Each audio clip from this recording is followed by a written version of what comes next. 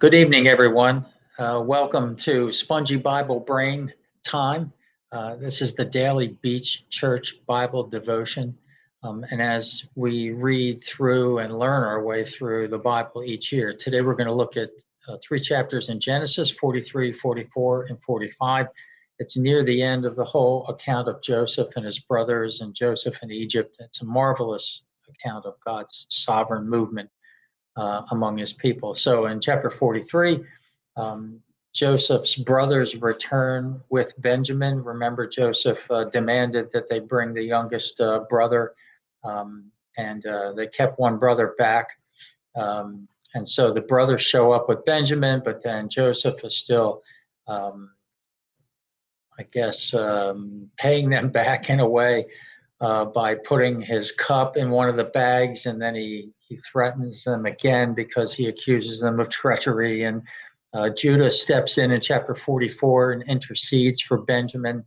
He says, "Take me, but don't take Benjamin. It would, just destroy our father." And then finally in chapter 45, Joseph can't take it anymore.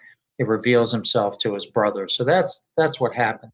And I have several conclusions or thoughts that derive from this account of Joseph and his brothers. And I'm assuming that you're reading this, you've read it. I don't need to read it to you. I'm hoping you have a good study Bible with expert commentary to help you understand what you're reading and the context of it, so you don't make any false conclusions.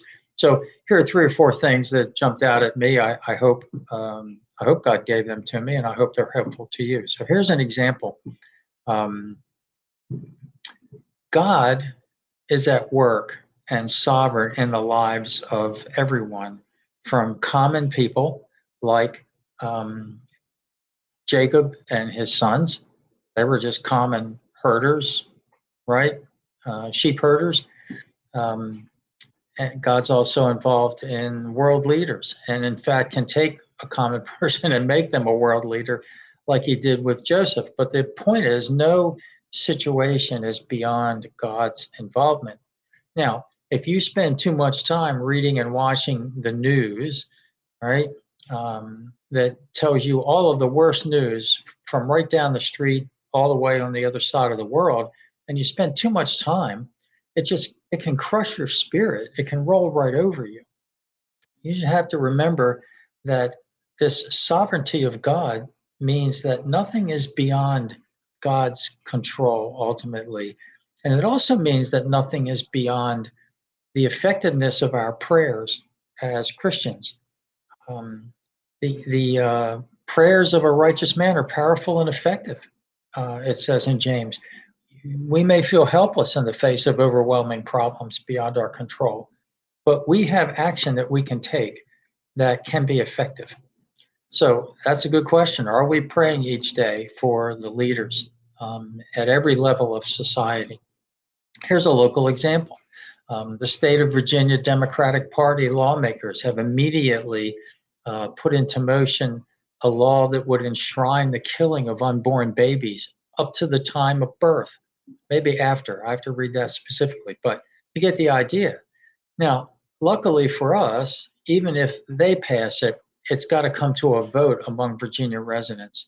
Well, that's an opportunity for us to begin praying right now, not only for legislators, but voters in the state of Virginia, that they'll choose life. It's not beyond God's power that someone who only thinks that an unborn child is a blob of flesh, and that we're just going to get rid of that, and the convenience is the right of the mom, they can change their mind. They can see the truth of that. So we need to pray for that. The prayers of the righteous voter are powerful and effective. So let's remember that. Here's another idea. After reading about Joseph and his brothers, how can we ever look at any broken relationships and assume it will never change, right? Not only can it change, and reconciliation and restoration are possible, since all things are possible with God, but God may, in fact, be using the current brokenness for a larger purpose than we know, just as God did that with Joseph and his brothers. So that loved one who has not spoken to us in years, they may one day do that. Don't stop praying about it. Do you believe that? Here's another idea. Yesterday, my brother Zeb mentioned this when he was talking about Joseph. And when Joseph realizes that God's hand had been in all that had happened to him, when he finally reveals himself to his brothers, that he had no grudge against his brothers. And that's the mark of a spiritually mature person. For God sent me before you to preserve life. I don't know. God is allowing us to go through the pain of brokenness in relationships, but one day it's all meant to preserve life, to preserve that relationship, to heal it. So don't give in to despair about brokenness in your life or in the world. Pray instead to God for healing and restoration. And here's my final thought. Final thought. Final thought today. And this is about the account of Joseph reuniting with his brothers and how it connects with a similar account of their father Jacob when he connected again with his brother Esau after 21 years where they hadn't seen or spoken to each other. Both accounts like this bring me to tears every time I read about it, every time I watch it dramatized on TV. It stirs my heart, it stirs our hearts. It satisfies the hope that we have within us for peace with God, for peace with one another, and for peace in the world. Now, having said that, it brings to mind two competing experiences that we regularly witness when we're watching TV shows and movies. Isn't good always fighting evil, really, on every show? Every TV show, even if it's a comedy, has a protagonist and an antagonist. Even Hallmark movies, good is battling evil, okay? Now, here's the question that speaks to the status of our hearts.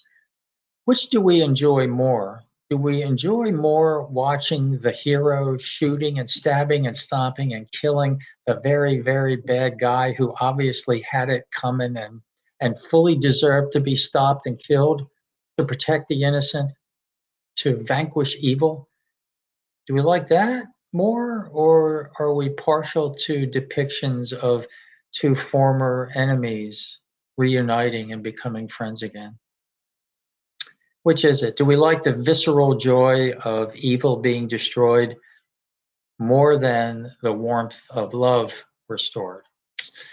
I confess I like both. And although I do not believe there are people so skilled in self-defense and combat that they're able to fight off 7 other nasty big fighters, who, by the way, thankfully wait in turn one at a time to attack the hero so that the hero can fight them off. Anyway, and at the same time, I'm very grateful for people who sacrifice their safety for a life of law enforcement and in military careers that necessarily demand violence at some point and vanquishing evil and doing it violently.